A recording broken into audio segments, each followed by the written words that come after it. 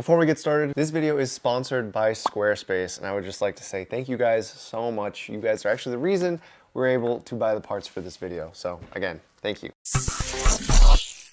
All of this is a gaming and editing computer that normally costs $1,000, but we only had to pay $535. And in this video, I'm gonna show you how to do the same thing.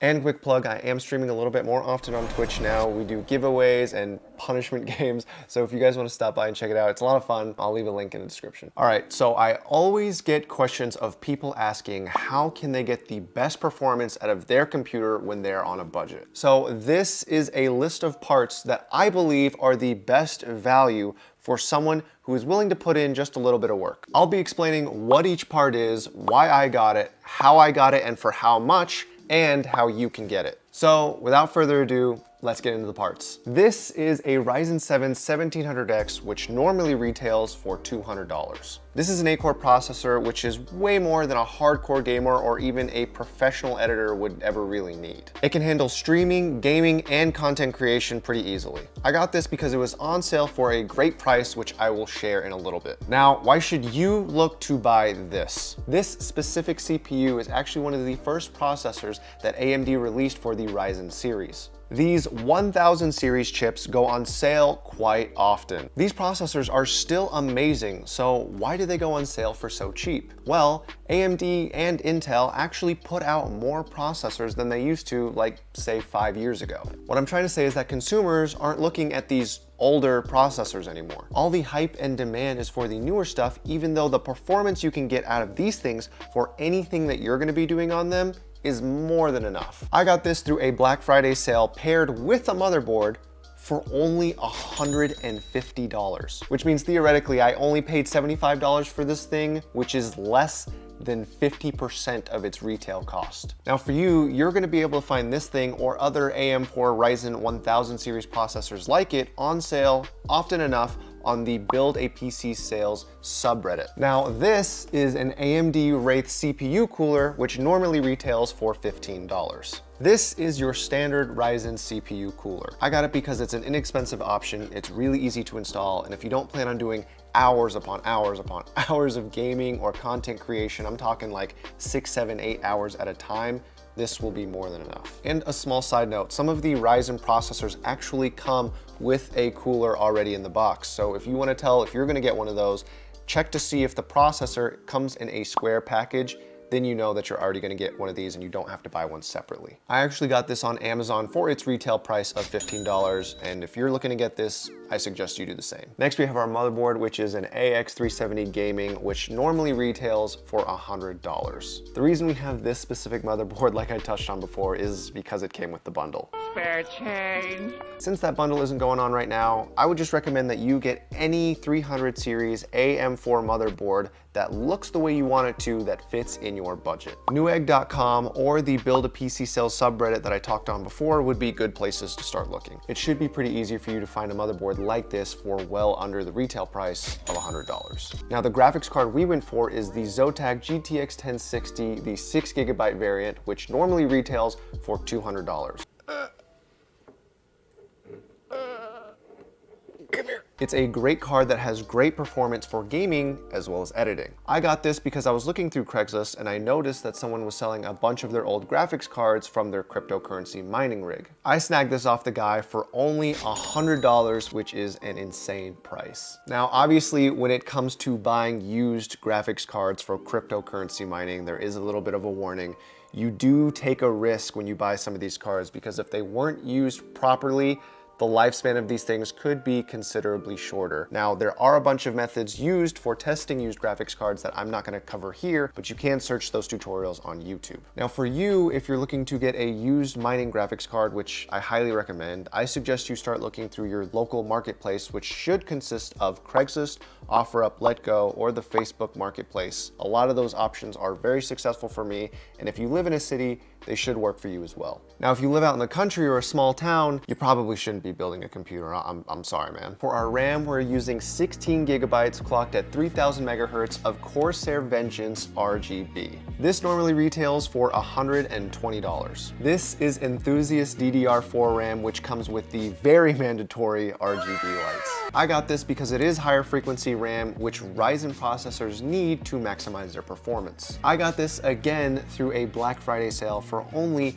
$100. However, since then, the market for RAM has actually gone down in price for consumers, so you should be able to get this for cheaper than I did. If I were you, I personally would recommend trying to buy RAM used. It is actually one of the safest parts to buy secondhand. I've never bought a pair of RAM sticks or RAM in general that ever did not work. Any of the local sites I mentioned before would be a great place to look, or you could try looking at the subreddit Hardware Swap to see if you can find anything there. For storage, we went for a 2 terabyte WD Black hard drive, which retails for $120. This is a regular computer hard drive, and the WD Black series are actually typically used for security camera footage because they're known for being very reliable. Unfortunately, that reliability comes at a higher price. However, you don't specifically need this 2 terabyte hard drive.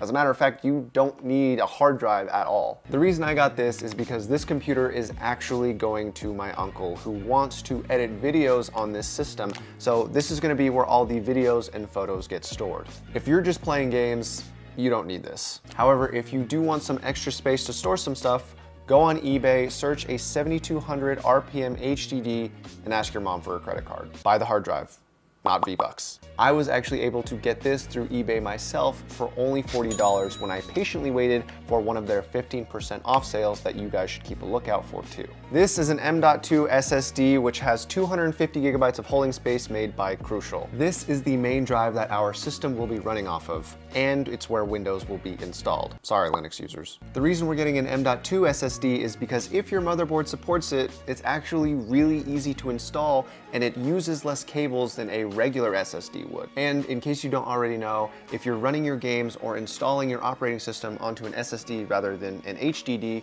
your system's gonna work a lot faster. I was able to get this through $40 through an Amazon sale. However, like the RAM market, the SSD storage is also going down in price. So I think for 250 gigabytes of an M.2, you'll probably be able to find it for cheaper than I did. This is a Rosewell Capstone 650M, which normally retails for $65. It's got 650 watts of power and has an 80+ gold efficiency rating. You shouldn't be looking for this specific power supply because it's probably not going to be the cheapest best option for you, but at the time when I was looking for one, it was for me. I got this for only $30 because the price had dropped on it on top of an eBay 50% off sale was going on, like I touched on before. And lastly is our case, which is an EVGA DG77, which normally retails for $150. This is my favorite deal of the entire set. It's a pretty unique case in that it has glass panels on all sides as well as some LED lights. It also comes with one of my personal favorite features, the vertical GPU mount. Now, this is normally not the case I would get because of how expensive it is, but it's up to you to determine how much you're wanting to pay for the visual of your system. The one thing I will say that this case has going for it that other cheaper options with similar features don't have is that it actually comes with the riser cable for the vertical GPU mount. The cheaper H500i does not have that. Price-wise, the NZXT H500i would probably still be a better option because you could get a riser cable for cheaper, but if you're lazy, sure, this is a good option.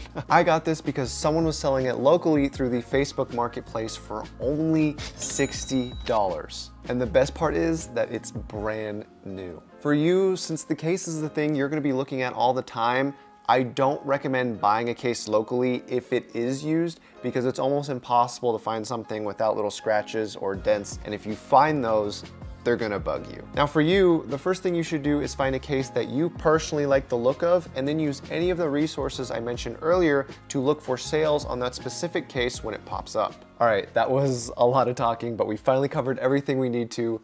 Without any further ado, let's get into the build.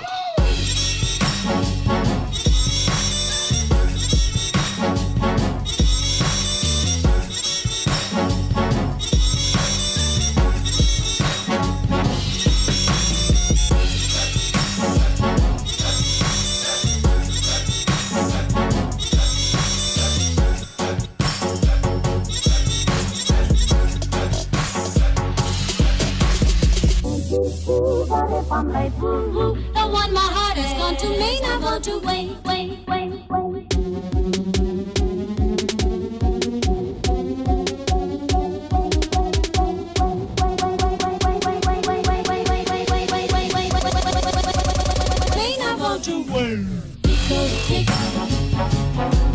Tico, tico, tico, tock.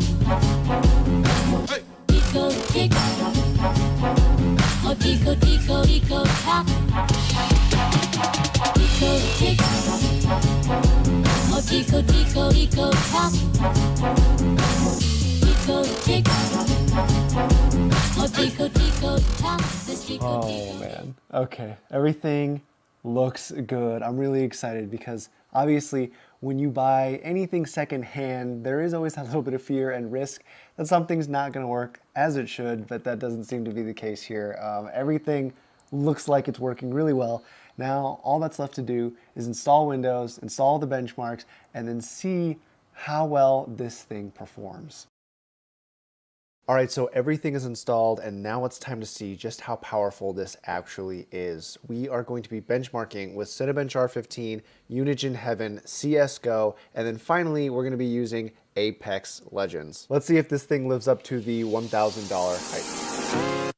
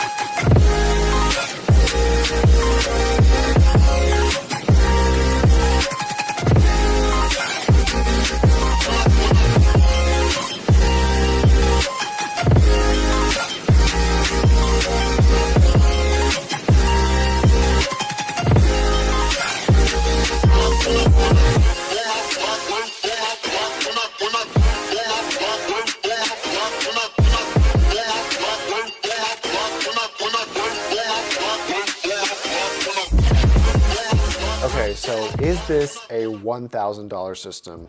Yes and no. The reason I say yes is that this computer is pretty evenly balanced. Typically, nowadays when people build a computer, it is usually for gaming because of how popular it has become in the last few years. So a lot of times their budget is geared mainly towards the graphics card or any other components that will help accelerate its gaming performance, getting the maximum FPS possible in games. A lot of times what will end up happening in those systems is that they will have weaker processors, but over-the-top graphics cards. So while those computers will absolutely kill it in the gaming department, when it comes to something like content creation, it will lack a little bit. On the other hand, for example, if someone were to build an editing computer, then the processor and the RAM would be the most stressed parts for the budget. And you would definitely see less of an emphasis on the graphics card, assuming you're not doing something like 3D modeling or rendering. So as for this computer behind us, it actually falls right in the middle of that spectrum. This computer wouldn't be able to put out as many FPS as those gaming specialized computer, and it wouldn't be able to render as quickly as some of these professional editing systems would. However, Let's say that you're a person who is interested in both, potentially gaming as well as maybe editing some of that and turning it into a YouTube channel. That person would be more than happy with this system and they would find a nice equal balance, which we talked about in the beginning. $1,000 computer? I think so, but let me know what you guys think. I would love to hear your opinions in the comments. All right, so I'm about to pack this thing up and mail it over to my uncle, but before I get going, I want to talk to you guys for a second about Squarespace. Squarespace is a website building platform and it is an all-in-one service. For those of you guys that don't know, it means that you can buy your website's domain name there, it has the server to host your website, and it has the tools to help you actually build it yourself. Now, why would that be relevant to you? Well, for those of you that actually watch this channel, you would understand that I give many tips on how to actually make money by buying and selling computer parts or building entire machines and then selling them as an entire system. If you wanted to turn that into a side business like I do, nothing would help make you seem a little bit more professional than an online presence. And honestly, Squarespace is a great place to go if you want it to look as professional as possible. And if you guys want 10% off, there is a link on screen that I'm gonna be showing right now, as well as a link in the description for you guys to use. So a big thank you to Squarespace and for you guys for watching this video. Check the link out below. I hope you found this video creative, entertaining, or informative in any way, shape, or form. And as always, have a great day.